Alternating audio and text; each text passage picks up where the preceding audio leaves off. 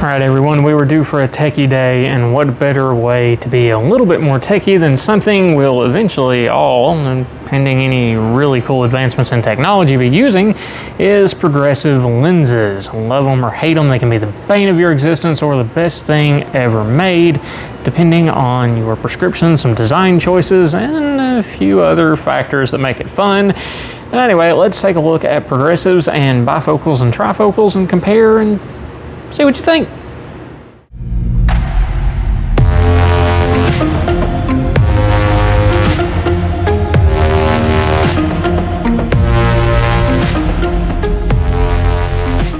Now, of course, you know it's not that easy and quick. If you're new to the channel, do me a favor and subscribe and ring the bell so you can stay up to date on the latest and the coolest lens technology, and we do a few glasses reviews here and there too. Now, if you're not new to the channel, like below anyways, because that helps boost it, and I like to stay here and it's fun here. Now, on to what you are actually here for, and that is a little bit about how these guys work and why they've kind of replaced these options here. Now, as far as the progressive lenses themselves, if you're new to wearing them, then this is kind of a foreign concept.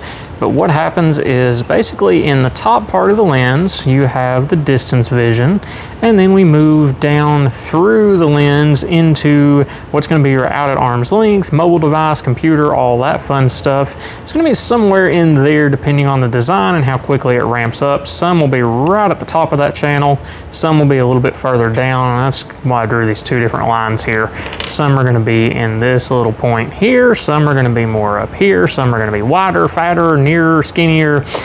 Yeah, there's a whole lot of variations. I won't bore you with that today. Now, I do have another video that gets into a little bit more of the nuance of progressive design. I'll link that one with a card over here, here, somewhere, wherever they go.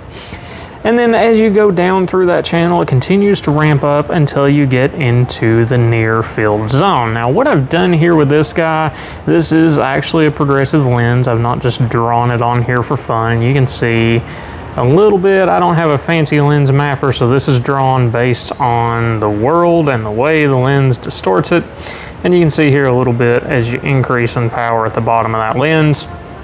That's what I've drawn out there, so you can kind of see the way it works as we move through those different zones. Of course, obviously, it's not going to work quite that way on camera. Yeah, we'll have fun with it anyways. But this is basically a pretty good average of some of the freeform designs out there. This is what you're gonna get, depending on the exact corridor chosen. Now, how that compares, of course, to the good old bifocal, you'll see our near zone is, you know, just a little bit smaller there. Just a little bit, right? Just a teeny tiny bit. Yeah, just a little smaller. Now, that is a little bit larger bifocal. That's not the industry standard. This guy, it's one you can get. It's nice. For comparison purposes, it worked really well because it shows up on camera with a little bit thicker ledge. The trifocal one, not as easy, but I don't have a lot of these, so, you know, they're kind of hard to come by. I gotta take what I can get for the video. These work in the same way in that you do have a far zone, a computer zone, and a near zone, and of course a little bit of range between those, and it works largely in the same way, and you'll see that lays out actually pretty nicely over this. It's a little hard to make out with the reflection. There we go. Now we've got it nice. So, in this case, you've got your distance vision, but it is that entire lens surface. And then the computer zone, again, a little bit wider, a little bit larger all around, and the near, the same thing. You're gaining a little bit extra, not much.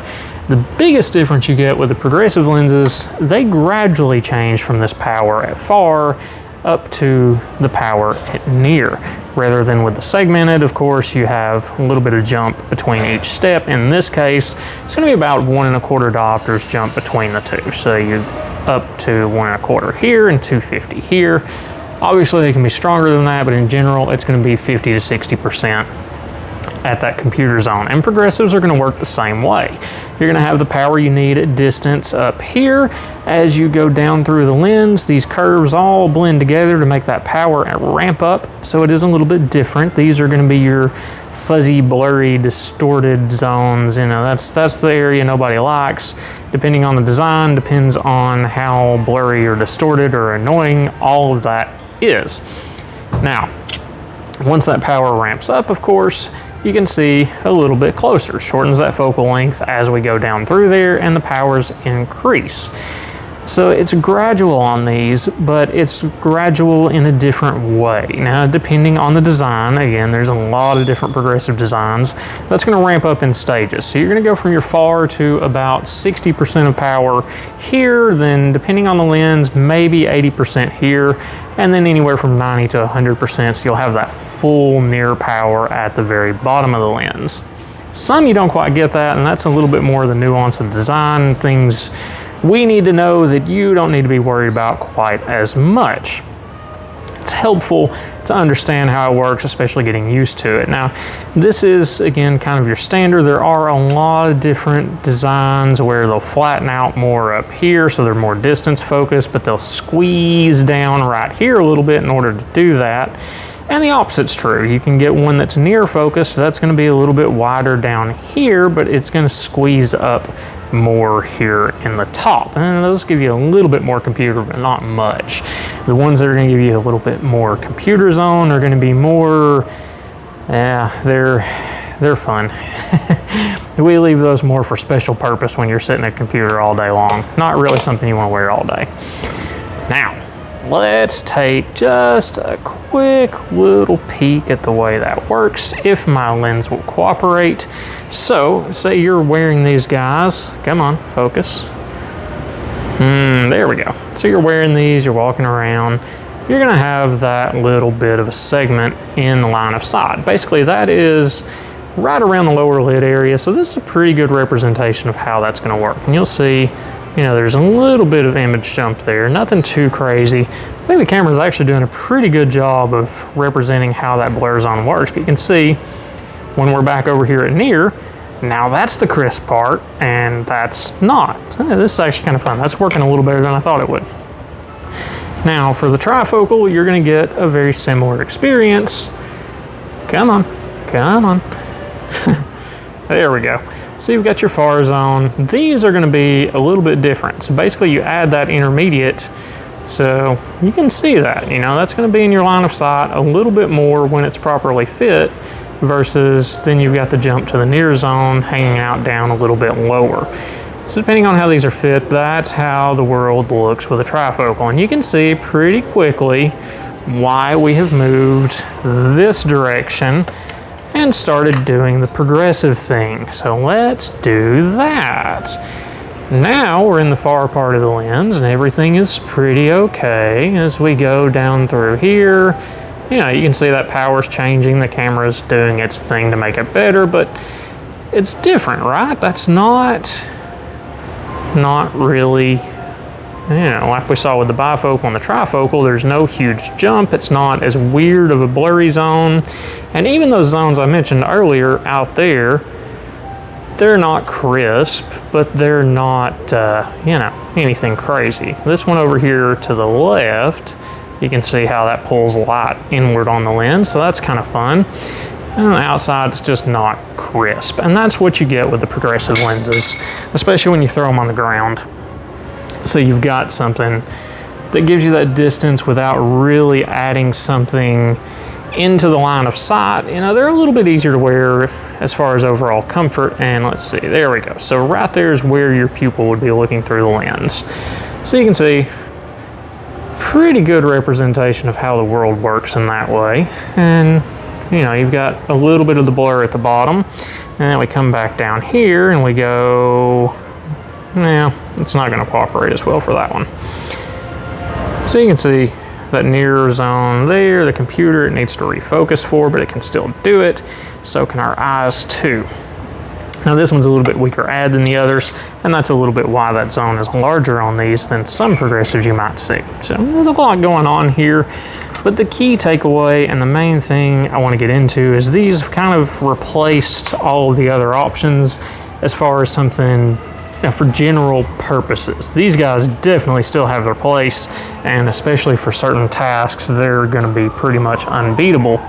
But as far as something you're going to wear, you know, just all around every day, you don't have to worry about taking them on and off as much. These guys are going to do the job pretty nicely, and that's kind of why we love progressives. When they're well fit and all the measurements are taken and accounted for and everything is placed where it should be. And you'll notice on the inside here, this one leans in a little bit more. That's because guess what the eyes do when we go to read? They come inward, so they converge a little bit. So that's why that design does that. These would be normally inset to achieve the same effect. So the lens would be moved inwards just a little bit. The good thing is that is a specified measurement no matter which route you go. So yeah, that's kind of the good side of progressives. They have a darker side once you get into stronger add powers. But we're not going to talk about the dark side today. We're going to talk about just the fun and why these have kind of become commonplace, and mostly how they work. So if you're new to wearing progressives, or really just starting to research the idea of wearing progressives, maybe your doctor mentioned at your last exam, you know, in the next year or two, this is something we need to do. Take that advice well, because the sooner you get into a progressive lens, as I mentioned earlier, as that add power increases, the more that channel shrinks, the more the channel becomes distorted, and the harder it's going to be to adapt to progressive lenses. Now, if you're new to wearing progressive lenses and you found this video first, that's probably not the best one. I've got a better one on getting used to the wearing experience of progressives. I'll link that one in a card and down in the description below.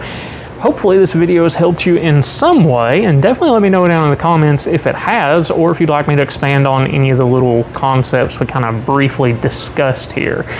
Anyways, that's all I've got today. I'm thirsty and out of breath. I will catch you guys next time.